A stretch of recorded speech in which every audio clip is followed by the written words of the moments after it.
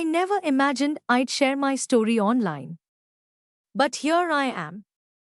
When the man you've loved for nearly a decade looks you in the eyes and asks to let two strangers into your marriage, everything you believed was sacred starts to unravel. I'm Claire. This is the tale of how I lost my husband without either of us stepping outside. A tale of hidden treachery, tangled emotions, and a night that altered everything. If you've ever felt erased in your relationship or like you're the only one holding on, this story is for you. If stories like these make you feel less alone, hit that like button and subscribe to Livia. We tell impactful, genuine, and heartfelt stories that resonate.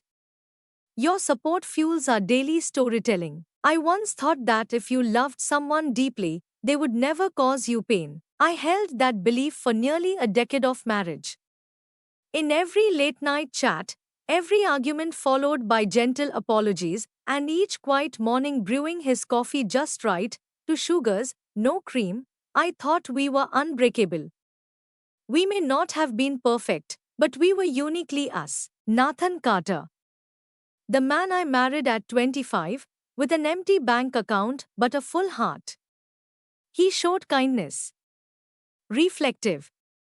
A man who remembered the details, my dislike for ticking clocks, my tears during Christmas ads, and my preference for sleeping on the left side of the bed. For years, I felt I had made the right choice. We created a peaceful life in a snug home near Portland. He focused on design while I transitioned to freelancing and managing home responsibilities. It was more than a sacrifice, it was a shared dream. It used to, at least. Love erodes quietly, not with earthquakes, but through subtle tremors you overlook, until suddenly, the ground gives way beneath you. I first noticed it in subtle ways. He always came home late with the same excuse, just a long meeting. His touch grew absent-minded, a mere muscle memory devoid of meaning. Text his eyes lost their spark when I entered the room. I convinced myself it was just stress. We were both feeling the pressure lately. Perhaps we just needed a getaway, some solitude, something fresh. I planned a weekend getaway. It's cancelled. Next, the distance arrived. More than just physical. Touching. He was there, but not truly present. I'd ask about his day, and he'd respond with one-word answers. I'd open up, and he'd just nod like a therapist, not a husband. I wasn't flawless either. I became more reserved. I restrained myself. I began to doubt myself more than I doubted him. When the one you love begins to drift, you can't help but question if it's your fault. But nothing could have prepared me for what he said that Thursday night. Dinner was just wrapped up. Pasta loaded with garlic, his absolute favorite. Text, as I stacked the dishes, he told me to sit back down. His eyes held something intriguing. Definitely not sadness. Not frustration. Pure intensity. It felt like he had practiced this conversation 100 times before. I need to talk to you, he said, and my stomach dropped. It wasn't what he said, but how he said it.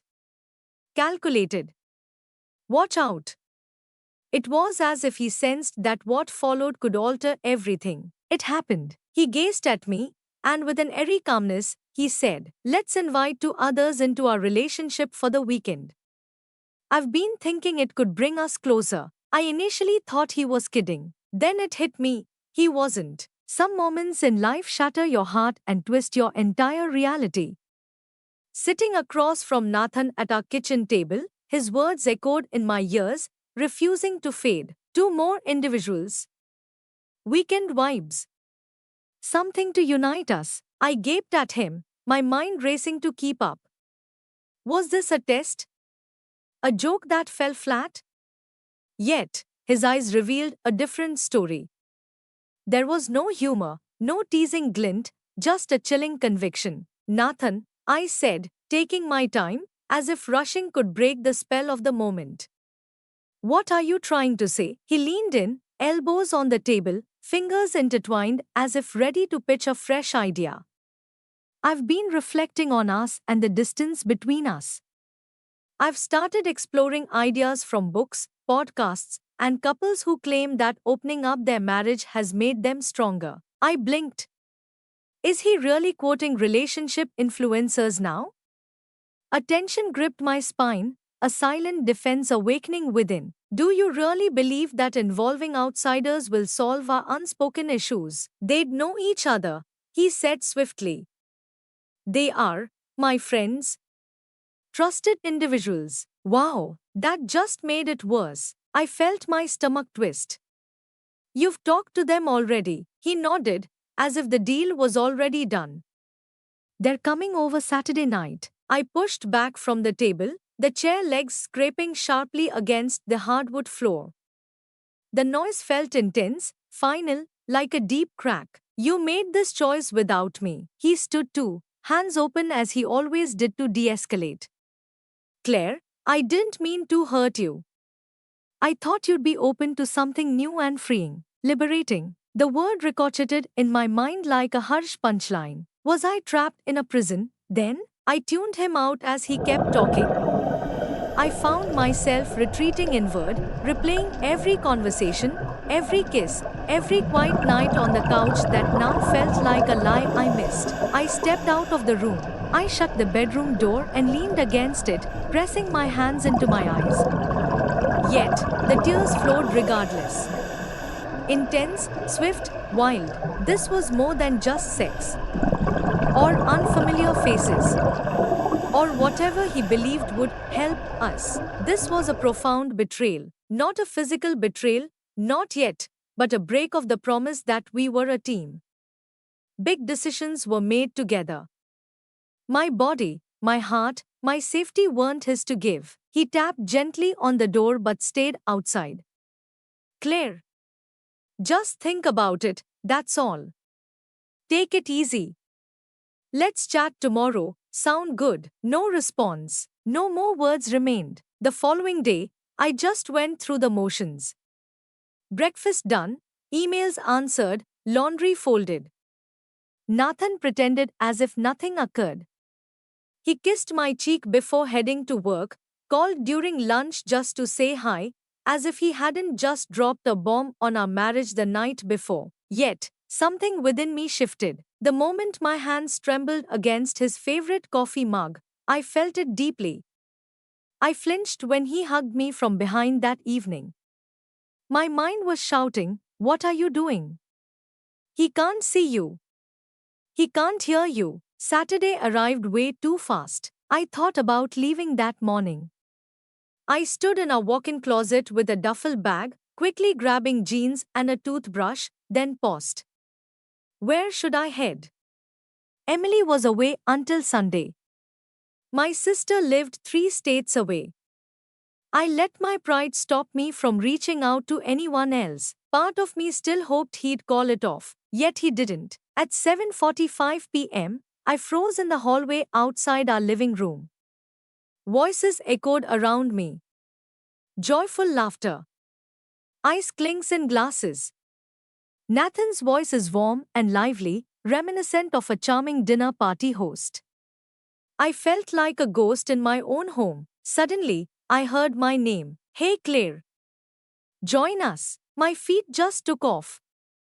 I entered the room slowly, searching for the version of me that smiled through awkward dinners and laughed at forced jokes. She was gone. As I walked in, the 2 men on the couch stood up. Jason was tall, clean-cut, and effortlessly charming in a way that seemed almost too polished. The other man, whose name slipped my mind, gave a shy smile. Both were stunning. Considerate. Looks normal, yet, I felt a strong inner resistance. I plopped down stiffly in the armchair opposite them. Nathan's hand on my knee was once a grounding gesture. It felt like a tether. No pressure, he said softly. Simply chatting. It was more than just talk. It was packed. Each glance, each smile, each sip of wine built up to something I dreaded. They were aware. I saw it in their eyes. Even Jason, despite his confidence, kept sneaking glances at me, unsure if this was still okay. Jason leaned in and quietly said, "If this doesn't feel right for you, just say so." Something inside me clicked back into place. I could do more than just say no. I had to do it. I stood up, my voice steady for the first time in days. "I'm sorry, but I can't do this. I'm not up for this." Silence filled the room. Nathan glanced at me, his face a blank slate. No anger, no surprise, just acceptance. I walked to the bedroom, packed a small bag, and left quietly. No slamming, no screaming. I walked away from a life I didn't recognize anymore, into the unknown, where I hoped to rediscover myself. The night air was biting, colder than typical for late September. I felt it sting my cheeks as I stepped onto the porch with just a weekender bag over my shoulder. No jacket, no worries. I just had to go. I sat in my car for nearly 10 minutes, hands shaking, breath shallow. It felt like my body had been holding its breath for months, and now that I was finally out, I couldn't remember how to exhale. I had no destination in mind, only a strong urge to leave that place. I found myself at a 24-hour diner on the outskirts of town. It was nearly empty, save for a few truckers and a woman with a sleeping baby in a stroller. I ordered black coffee and a slice of apple pie, the only thing that felt comforting. I texted Emily at some point. "Claire, I left. I'm fine. I just had to go." She replied right away, despite being on a yoga retreat in Oregon. "Emily, I'm here for you. Just come to my place tomorrow. I'll leave the key in the planter." I stared at the message, feeling the dam inside me crack. Her steadiness, her unwavering presence, silent tears fell into my coffee cup, and I didn't bother to wipe them away. The waitress approached, her silent gaze speaking volumes. She topped off my coffee and moved on. Sometimes, kindness needs no words. That night, I crashed in my car at a Target parking lot. It was unsafe and uncomfortable, but it felt better than sleeping in a bed that no longer felt like mine. The next morning, I drove to Emily's condo and let myself in. The air was filled with lavender and books. It was quiet, still, safe. I crashed on the guest bed in my clothes and slept for 11 hours non-stop. As I woke, sunlight sliced through the room, warming the comforter. For a fleeting moment, I forgot it all: Nathan, the two men, the pain. Suddenly, it all flooded back, intense and piercing. Emily came home that afternoon, silent and supportive. She wrapped her arms around me, allowing me to sob into her shoulder for what felt like hours. "I should have seen it," I admitted. "I should have known." "No," she replied gently. "You had faith in your marriage. That's not a flaw, Claire. That's love." I stayed silent. I just didn't know what to say. The next few days flew by in a haze of coffee, peaceful walks, and efforts to regain my footing. Nathan messaged me twice. "Nathan, hope you're safe." "Nathan, 2 days later, I just want to talk. Please." No response. I knew that if I opened that door, even a little, he'd come right in. I wasn't ready for that. I needed time to think, to breathe, to rediscover myself, whoever that was. I picked up journaling again after years. Each morning, I unleashed my emotions onto the page: the rage, the sadness, the confusion, and the unanswered questions. What made him think this was acceptable? Did he truly understand me? Did I ever truly understand him? One night, I opened my laptop and searched for local therapists. I wasn't sure what I needed, but I knew I couldn't do this alone. My first session with Dr. Patel was filled with tears while she listened supportively. "It's not just what he asked me to do," I said, tears streaming down my face. "It's that he made that choice without me. He planned it all, like I was just an accessory. That's a deep betrayal, she said softly.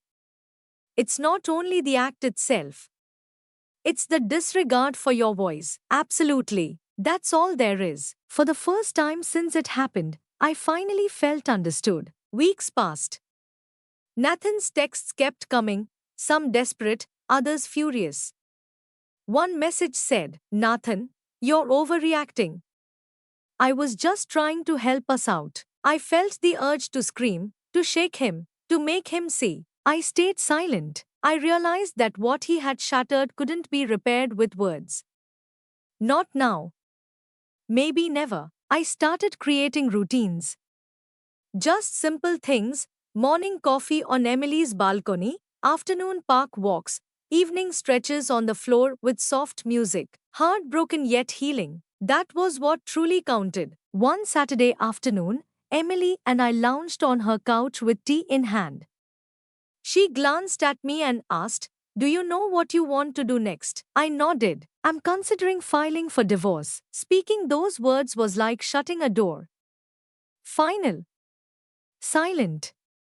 Yet, liberating. This time, it felt serious. It felt like hope. No storm of grief, no cinematic tears, just a deep ache settling in my bones. I entered the county clerk's office quietly, clutching a manila envelope that felt heavier than it should. Not due to the paper, but because of what it represented: the end of something I once thought was eternal. The clerk, a woman with kind eyes and weary hands, took the envelope, glanced at the pages, nodded slightly, and stamped them with bureaucratic finality. "Do you want me to mail you a copy?" she asked. "Yes," I replied, my voice feeling strange. "Need help with a restraining order or name change?" I shook my head. "No." Stepping outside, I found the sky overcast and the air tinged with the scent of rain.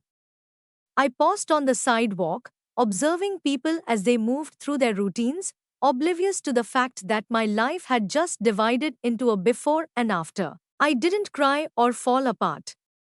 I just breathed. It was the first breath in weeks that felt pain-free. Nathan didn't stay silent.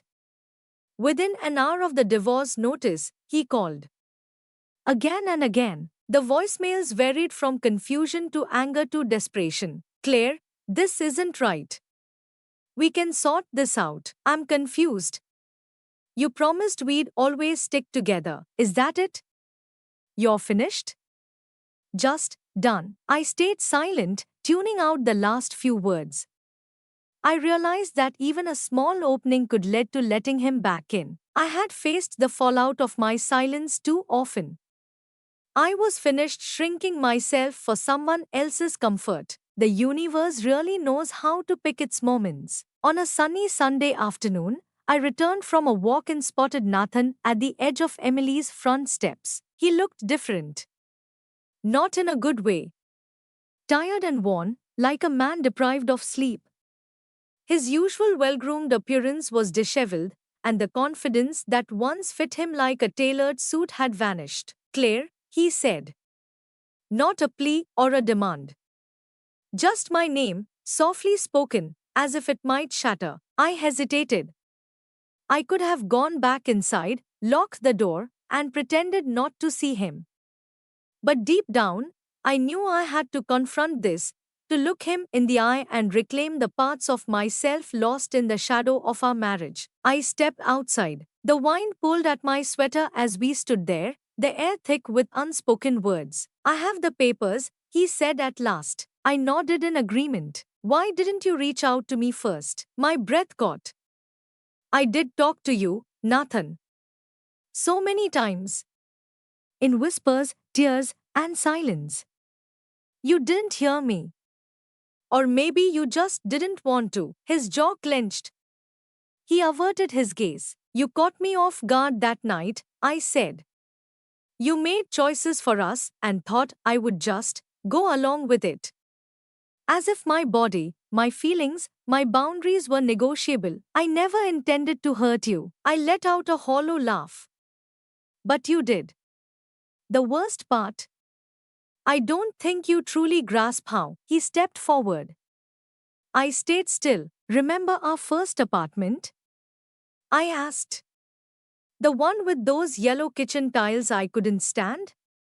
You said we'd grow old there, that it was just a temporary chaos before the dream. He gave a faint smile.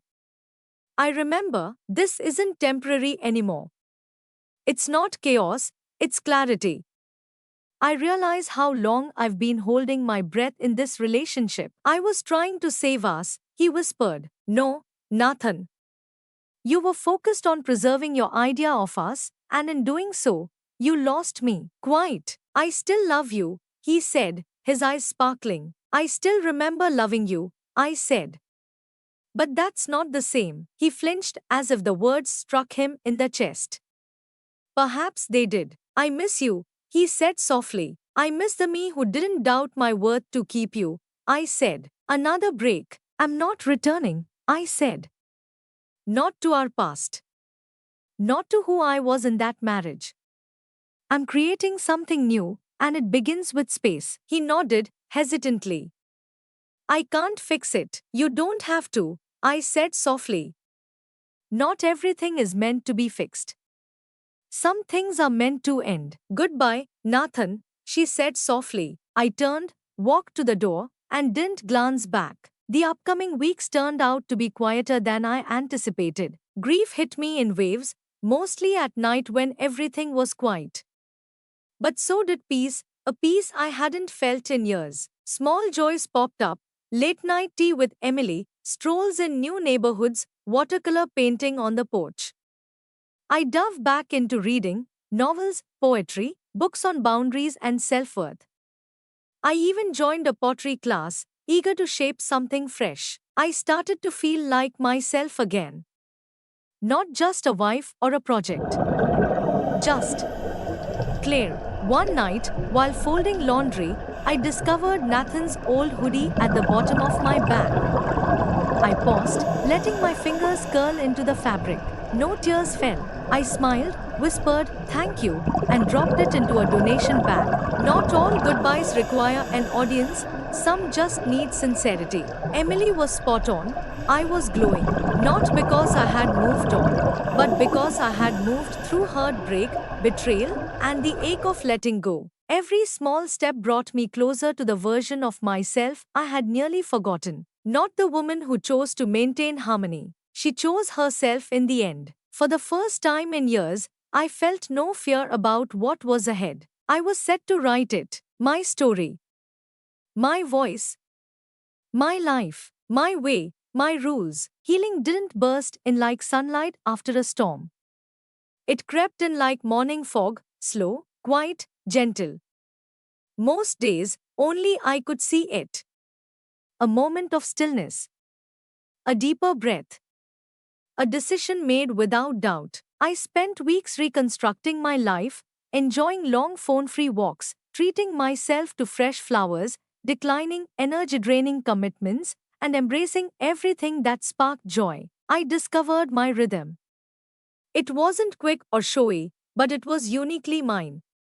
I stopped apologizing for needing space, for not recovering swiftly, for mourning a marriage that ended long before the papers were signed. Gradually, my mirror reflection started to resemble someone I knew. On a Friday morning, I found myself at a long-forgotten cafe.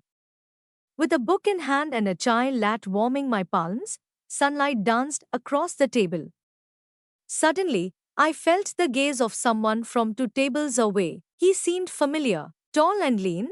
He had that rare relaxed presence that comes from being at peace with oneself. I noticed he was in the same pottery class I had joined a few weeks back, the one I nearly skipped due to fears of awkward small talk and breaking unfixable pieces. Eli was his name. He smiled, friendly yet unassuming. I smiled back politely, hesitant about diving into conversation or connection. He didn't come closer. Just nodded once, as if to say, I see you. No rush. It meant the world to me. In the coming weeks, we bumped into each other more frequently. In pottery class, he consistently picked the wheel 2 stations away. He asked insightful questions, not about me, but about the clay, the process, and the shapes we aimed to create.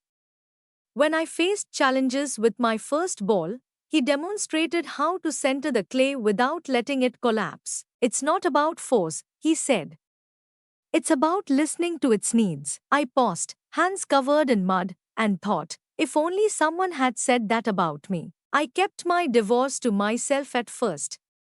He didn't ask. We created something lighter, talks about books, music, and the quirky things people say in elevators. It felt effortless. For the first time in ages, I didn't feel the need to explain myself. One Saturday after class, he asked if I wanted to grab a sandwich. I paused. My gut urged me to decline, to safeguard the fragile peace I'd discovered. Then I realized how far I'd come. Absolutely, I replied. But we need curly fries as well. He smiled. Deal. The cafe we visited was hidden in an old bookstore. I fell in love with it right away. We chatted for hours about everything and nothing at all. He shared his non-profit job helping kids with art therapy. I mentioned Emily's three-legged cat and my quirky love for Scandinavian thrillers. We laughed until our cheeks hurt. Suddenly, he fell silent. Can I ask you something? He asked. Absolutely. You have this incredible presence. It's like you've faced challenges and emerged with your heart still whole. What's your story? I glanced down, nervously fiddling with a napkin. I married young, deeply in love. Then he vanished, and so did I. It ended quietly but profoundly. Eli nodded. Thanks for sharing, he replied. That sounds tough. And courageous. I don't feel courageous. I just feel exhausted. Perhaps tiredness is simply the result of bringing your own soul back home. I sensed a change within me, not quite a fall, just settling. We didn't kiss that night. He didn't ask to come in. He walked me to my car, squeezed my hand gently, and said, whatever pace you need, I'm good with that. I cried when I got home, not from sadness, but because someone finally gave me space, no strings attached. We continued to meet up, not daily, not weekly, but frequent enough to keep me excited. One evening, we sat at a cozy outdoor concert, our shoulders almost touching. The music enveloped us, violins, cellos, and the quiet of 100 hearts in tune. Eli looked at me and asked, do you think you'll ever let yourself fall in love again? I paused before responding, captivated by the conductor's hands as they danced, transforming silence into music. I'm not sure, I whispered. But I think I might be falling for myself. He grinned. That's the ultimate love. I'll always be here, rooting for you. And just like that, a new chapter started. Not a substitute, not a rescue, a revival, joyful, vocal. Choosing love, not for survival, but for celebration. Nearly 4 months had passed since I last spoke to Nathan. I hadn't blocked him. I don't believe in cutting people off unless necessary, but I had created some healing space. And then, there he was, in my inbox. The message was brief and precise. Claire, I get it, you don't owe me anything. This might go unread, and that's okay.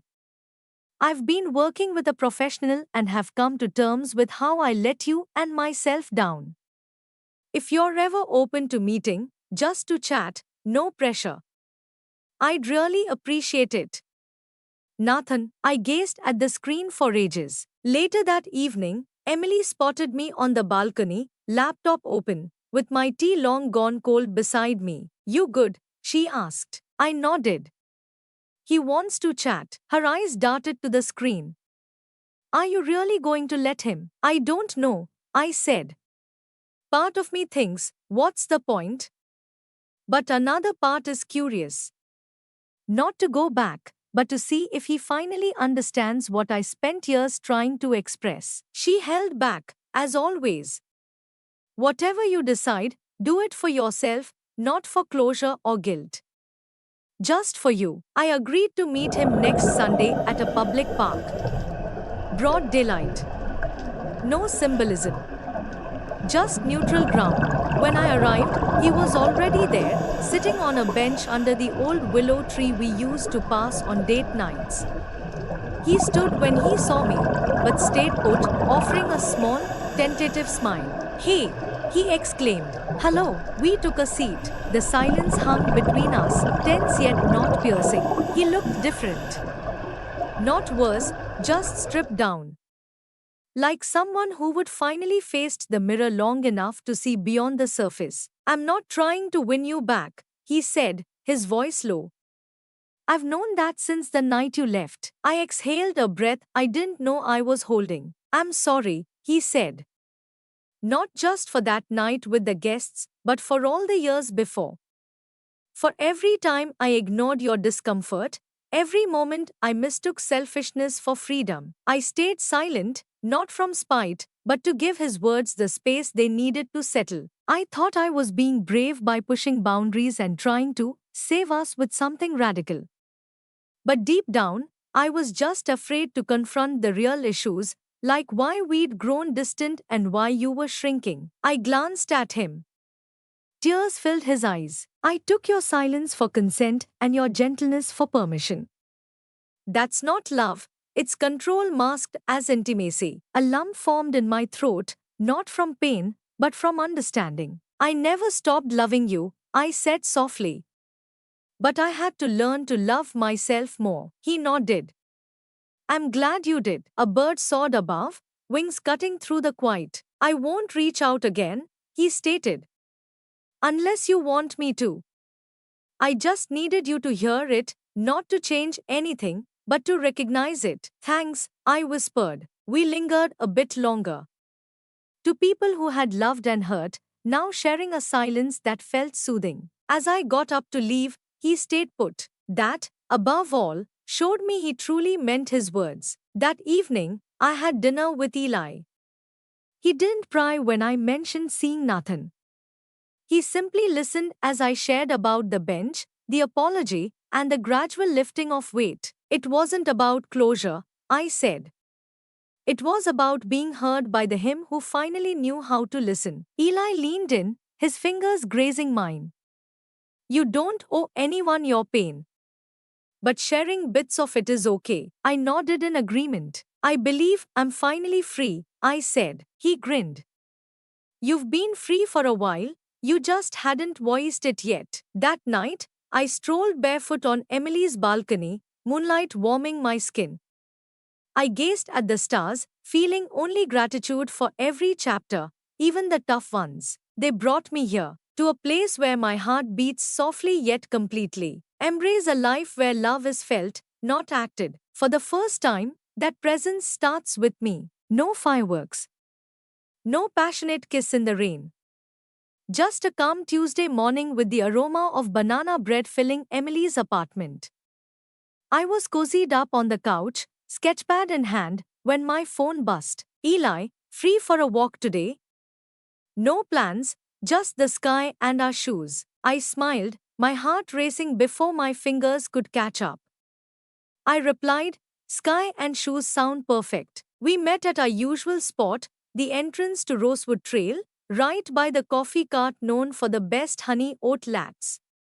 Eli had two in hand, one already marked, Claire, in black Sharpie. You remembered? I exclaimed. He shrugged playfully. I'm a great listener. We strolled in comfortable silence, the winding path pulling us from the world.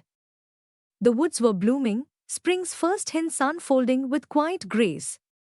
New life, bold and unafraid. Can I ask you something a bit scary? Eli said as we turned a corner. I looked at him, intrigued. Scary how? Frighteningly exposed. I halted. He seized the moment and turned to me. Is there room in your life for something beyond healing? I stared at him, not from confusion, but from certainty. It scared me to death. Healing became my sanctuary, my safe house. Letting love in again meant reopening doors I'd carefully closed. Eli held back, simply waiting with a steady, warm gaze. I don't want to be a chapter you skip or a lesson you regret, he said softly. I want to be something comforting you choose. When you're ready, a breath caught in my throat, not from pain, but from the surprising comfort of being seen without expectation. I grabbed his hand. Maybe there's room for something new, I said. Something real. Something kind. He nodded. That's all I wanted. We didn't kiss. Not yet. But something changed between us, a silent agreement. A fresh start that didn't require the past's approval. Weeks went by. I left Emily's apartment for a cozy rental cottage with creaky floors and a garden wild with rosemary. It was far from perfect, but it was mine. I painted the kitchen yellow. Not soft butter yellow, the bold kind. The kind I once thought was too much. Now, it feels like sunlight is stuck to the walls. Emily and I hung art, while Eli and I built bookshelves. We planted lavender in the garden and made pasta from scratch, even if it turned out lumpy. I hosted a dinner one evening for just the three of us. Eli brought wine. Emily brought her infectious laugh that always cracked first during story time. I made roasted chicken with lemon and thyme. Mid-meal, I leaned back and glanced at them, to people who supported me when I couldn't support myself. This feels like peace, I exclaimed, catching myself off guard. Emily lifted her glass. Here's to peace and a fresh start, no apologies needed. We clinked glasses, laughter filling the void where grief once lingered. I quickly published a short story. It was fiction, yet readers found it strangely real. It told the story of a woman who learned to thrive after being uprooted, choosing the light despite the darkness calling her to remain. The story gained traction. Emails poured in, women, men, and strangers all saying, I saw myself in her. I realized this could be my next chapter. More than love. More than healing. Storytelling. Transforming pain into words. Giving voice to silence. One night, after Eli and I had a late-night chat about our worst hairstyles and odd childhood snacks, he stopped at the door. I've never felt this slow and steady with anyone, he said. And I've never appreciated slow and steady until now. I smiled and stepped closer. It's not slow. It's just right. At last, we kissed. It wasn't the kiss that made my heart race, it was the stillness that followed. No questions, no aftershocks, just pure presence. Unconditional love. Attentive love. Love that endures. Sometimes, nothing crosses my mind. Not with longing or anger, but with a gratitude that's tough to put into words. He was the conclusion that sparked my start. Standing barefoot in my tiny garden, sun warming my shoulders and lavender brushing my ankles, I whisper something unexpected. I'm happy it broke. In breaking, I found my true self. Thanks for following Claire's story to the finish. If this journey resonated with you, if you found a glimpse of your own strength, heartbreak, or healing, please like this video and subscribe to our channel, Livia. We share impactful stories, those that hurt, heal, and remind us we are never truly alone. If today's story resonated with you, share your thoughts in the comments.